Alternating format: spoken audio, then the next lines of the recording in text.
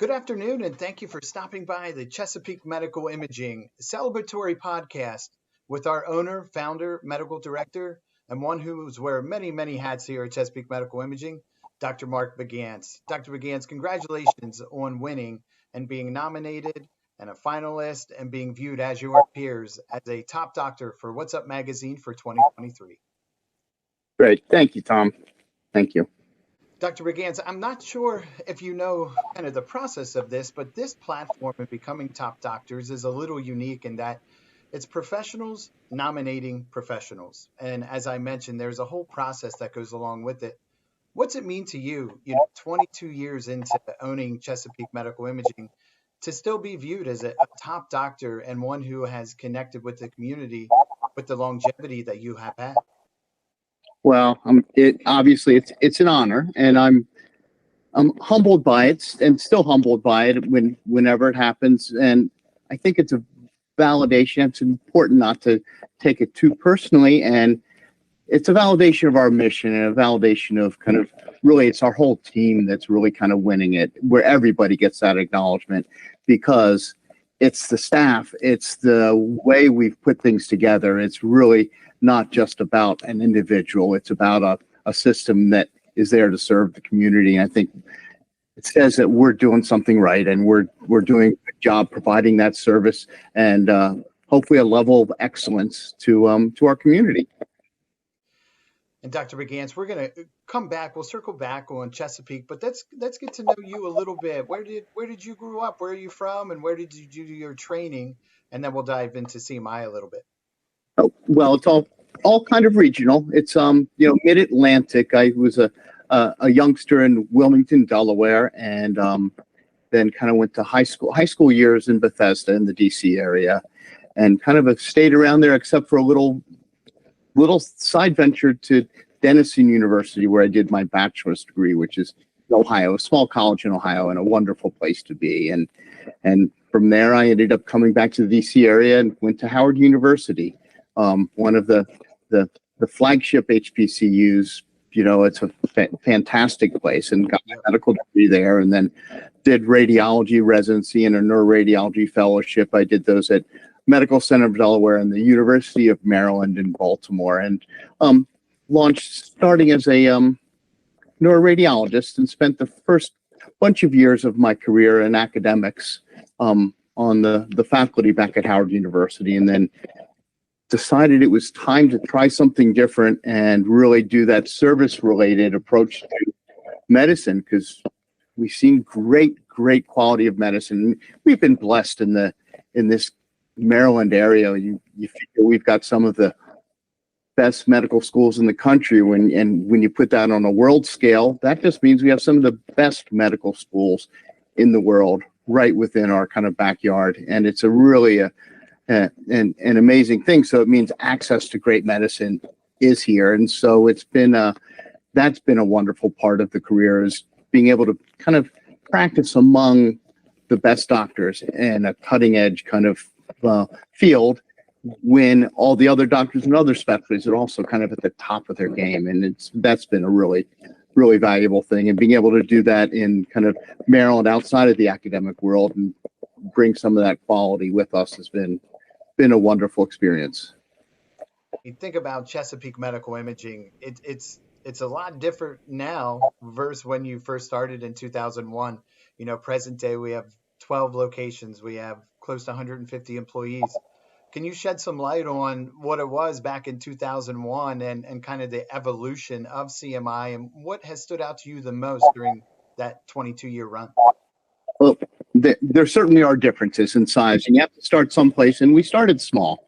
We started with one MRI scanner in one office, and really somebody ends up being the window washer and floor sweeper, as well as the doctor and phone answerer, and you work from there. And that was a good job for a younger man. Took there wasn't a lot of sitting around that was happening back in those days. And then the delivery of what we did, which I think really quality was certainly unquestionable. It had to be there, had to have good equipment and provide exceptional care. But I think what really was the key that turned the lock and opened the door was a level of patient dedication from a high customer service, showing everybody that love, treating them like you'd want your grandmother to be treated. And I think that's the message that we kind of built the practice on. And it's I think we still are making that our foundation of success back then and today still. So, and that's really kind of, I think it's been a service being the differentiator, even though kind of there's been no compromise for quality and no compromise for being state of the art and providing the best care, but providing that little extra with kind of making people know they're special.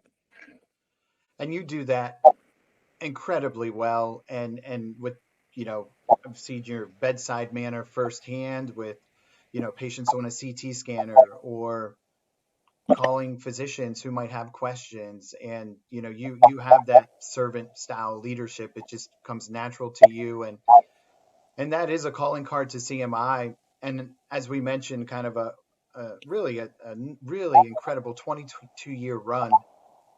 Healthcare is constantly changing. Radiology is constantly changing. How do you think we're positioned here at CMI to keep up with those changes and to be nimble? I think every day, every week, every month, every year, you have to take stock in where you came from and take stock in how changes are happening in medicine, both from a procedural compliance issue, but also from a technology issue. And then, so we just can't sit still. We keep moving forward. What we try to stay true to is that still that original mission. And you're right in saying how 150 employees is different than having one or two, but it's not that different. Everybody that we have on that team, it's, that's why this award's a testament to them. It's really, I'm just amazed every day at how great people are that work for CMI, how they really, I mean, the 5-star reviews just come in by the buckets, and that has nothing to do with, necessarily my interaction. It's all those people. It's our technologists, it's our front desk people, it's the people on the other end of the telephone. And it's really still that original mission of service, is being carried forward by all of those 150 employees. And it's a really fantastic thing. And they truly are team members and family members. And it's really, that's what's putting us stepping into the future. That's kind of what's winning the game for us. Yeah. And I can say firsthand, I just wrapped up 3 years ago last week here at CMI. And I know during my onboarding, there was talk about, a new RIS-PAC system, a centralized scheduling platform, new electronic resources, opening up a new site, new equipment.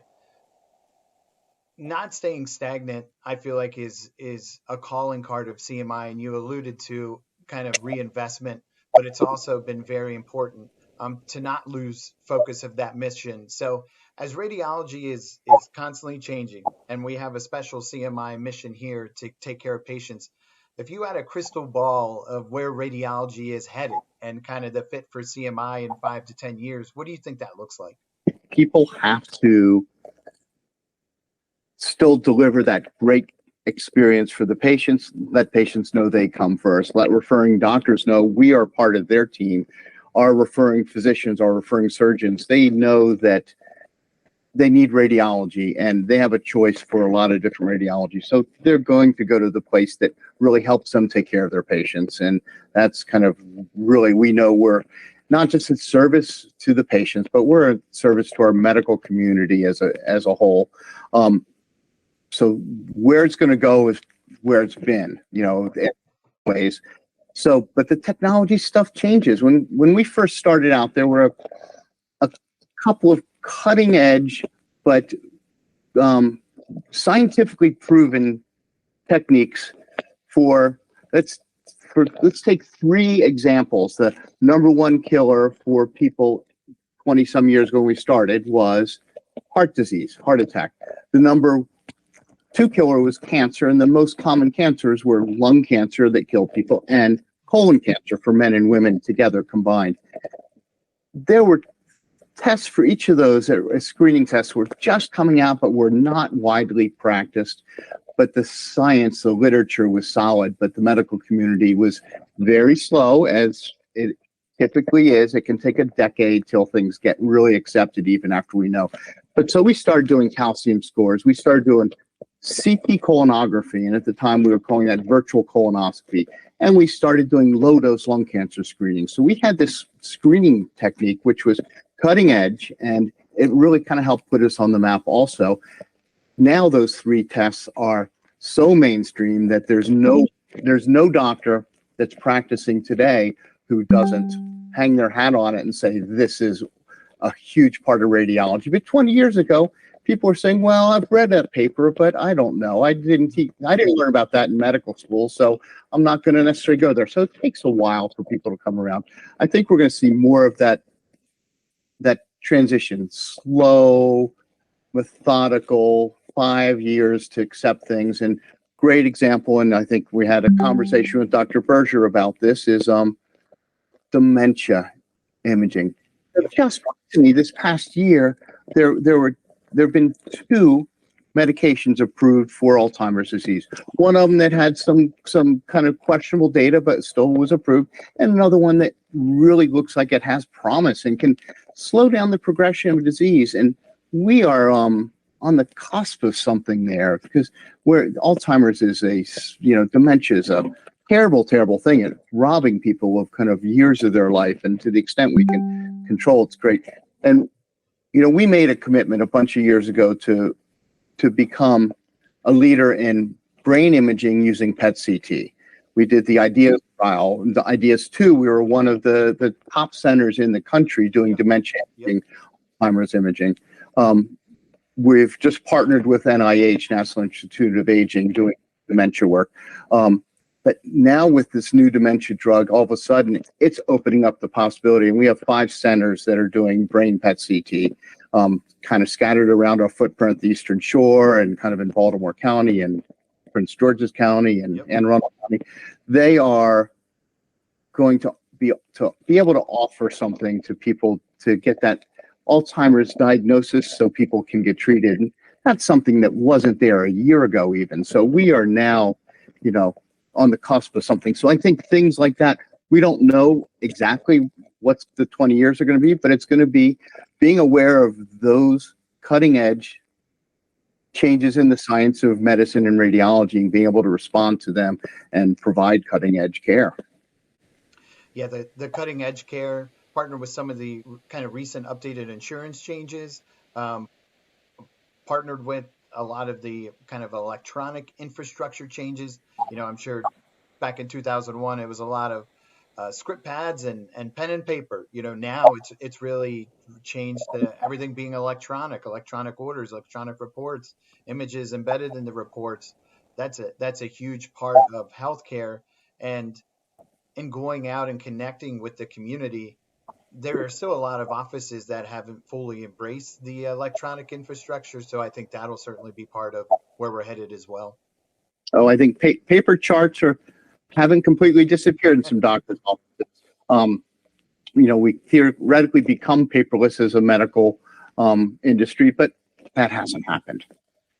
But we still need to rely on IT infrastructure, not only the radiology equipment, technically sophisticated and demanding, but just the computer systems that run medical offices are all amazing. So we are electronically connected to really any and every referring physician that wants to connect with us. So we can take electronic orders in, we deliver everything electronically. All the images are all electronic. There's no more film like there was in the early days of my practice when everything was printed on film. Now nothing's there. Everything's digital.